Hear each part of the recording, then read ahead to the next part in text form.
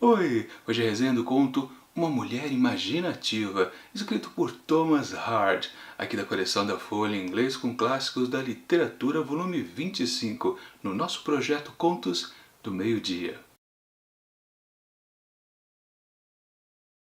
Embora com idades próximas, apareça pessoal equiparável e compatibilizado em suas obrigações domésticas, no temperamento esse casal diferia, ainda que mesmo nisso não tivesse grandes conflitos, ele sendo moderado, quando não fleumático, e ela francamente nervosa e sanguínea.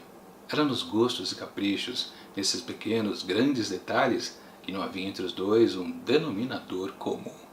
Esse é um trecho ali do começo de Uma Mulher Imaginativa, escrito por Thomas Hart, que conta a história do casal Ella e William Marshmill, que, como vocês perceberam pelo que eu li, é um casamento que já caiu na rotina há muito tempo. Inclusive, possuem 3 filhos.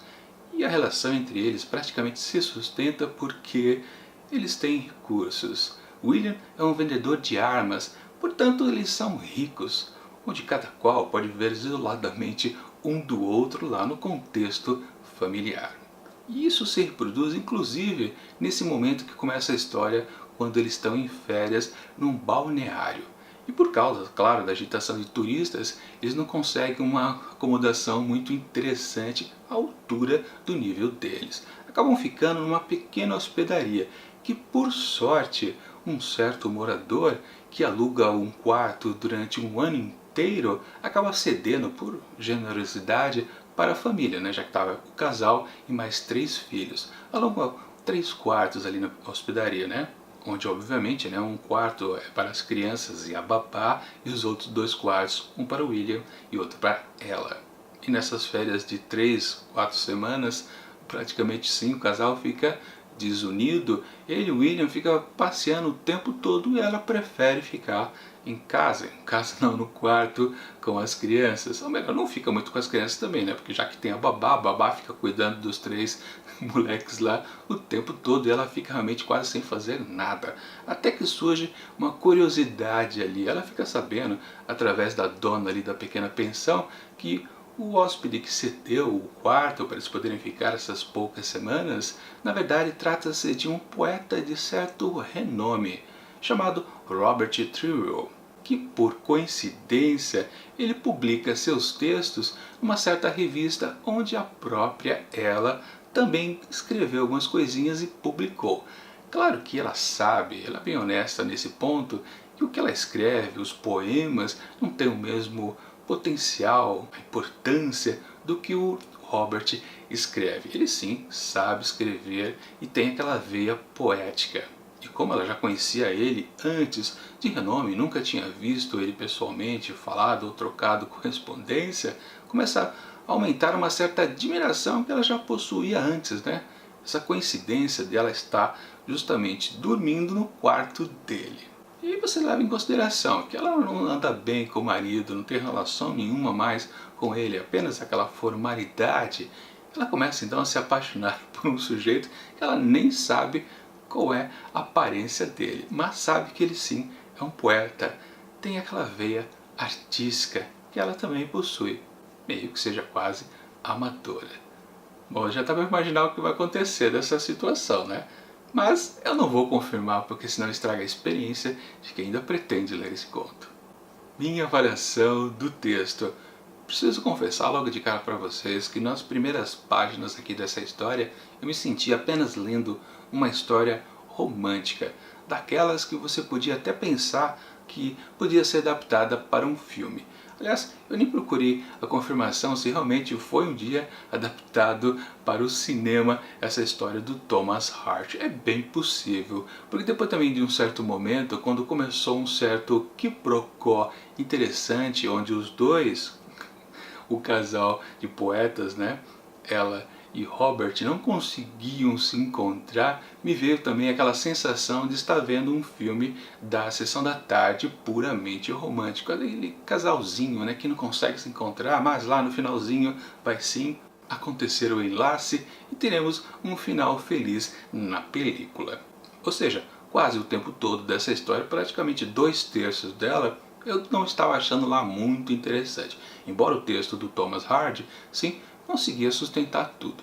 Mas depois começou alguns acontecimentos mais diversificados, fugindo um pouco da questão apenas romântica, e aí percebendo exatamente do que se trata o texto, a narrativa do Thomas Hardy. E essa sensação que começou a aparecer, depois eu confirmei quando eu li o texto introdutório aqui desse volume da coleção da Folha, onde diz que o autor realmente trabalha com esses elementos de colocar as relações humanas num certo conflito, uma certa incompletude. E sobretudo também na questão da culpa das situações, ou das situações que não vão para frente, né? É o caso aqui que a gente também tem uma questão muito óbvia de perceber, né? Sim, esse casalzinho vai se juntar, esse casal de poetas. Mas também, claro, tem um impedimento. No caso, o impedimento do acaso, praticamente. E um ponto interessante para se destacar é que depois de um certo tempo a história parece que ela começa a fugir dessas questões mais pueris de ser uma história romântica, mas, por exemplo, voltada a um gosto mais feminino, de um leitor feminino. Ela sim parte a história por motivos mais maduros, e aí, claro, englobando qualquer tipo de leitor que se interesse por histórias que têm um subtexto mais interessante e foge de uma trivialidade, principalmente dessa personagem feminina, a ela, que ela está incompleta na vida. E a gente pode até pensar agora no título dessa história, a mulher, uma mulher imaginativa. Claro, a gente sabe que ela é uma poeta, ela tem a sua veia artística, e ela já se imagina, claro, uma amante desse poeta. Claro que a gente também pode pensar que essa mulher imaginativa do título é a própria ela. Bom, eu não posso confirmar que sim ou não. Na verdade, depois que você termina de ler esse texto do Thomas Hardy, a gente percebe que pessoas imaginativas aqui dentro dessa história existem aos montes. Todos os três personagens principais têm uma imaginação um pouco fértil que tende para caminhos diferentes, digamos assim. E no máximo que eu posso dizer é que sim, em relação a ela, a gente se equivoca num certo momento, sim. Bom, pelo menos foi o que aconteceu comigo, mas eu acredito que todo mundo que lê esse texto também vai por aí. Acredita que apenas temos uma história romântica, mas depois ela vai ganhando um pouco mais corpo e ficando, claro, muito mais interessante. Tanto que no final acontece uma boa reviravolta que faz com que a gente realmente fique de queixo caído. E aí perceba que esse texto desse autor é sim muito bom. Justamente porque a gente percebe que não, a gente não estava lendo uma história boba desde lá o começo. Sim, tem um preâmbulo que é meio vagaroso, parece que é fraquinho, mas não, não é. A história vai cada vez mais ficando interessante. Mesmo que, é preciso ser dito, é só um fiapo de história, só acontece isso.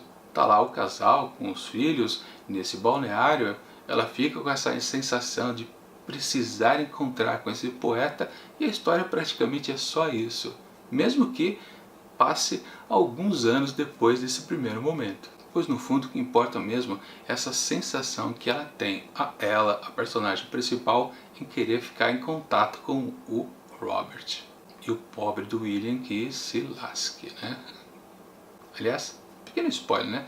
Ela tem pouco afeto, inclusive para os três filhos. E isso terá grandes desdobramentos aqui nessa história.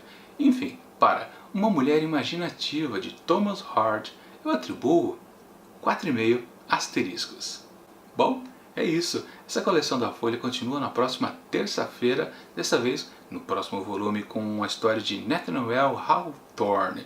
E aqui temos duas histórias desse autor. No caso, O Véu Negro do Pastor e também A Senhora Bullfrog. No caso, eu escolherei fazer a resenha de A Senhora Bullfrog. Porque é sempre assim, né? Quando tem mais uma história dentro do mesmo volume, eu sempre faço a opção de ler apenas uma história, porque senão a gente acaba fugindo da proposta aqui desse Contos do Meio-Dia, onde é justamente valorizar cada um dos contos dentro de uma coletânea. Claro que esses contos que não são analisados aqui, eu vou dar uma olhada lá no ano que vem também, de forma independente. Mas isso é lá para 2019. Enquanto isso, e o próximo vídeo não chega, eu deixo aqui do lado dicas de outras resenhas já feitas aqui durante esse ano no projeto Contos do Meio-Dia. E tchau!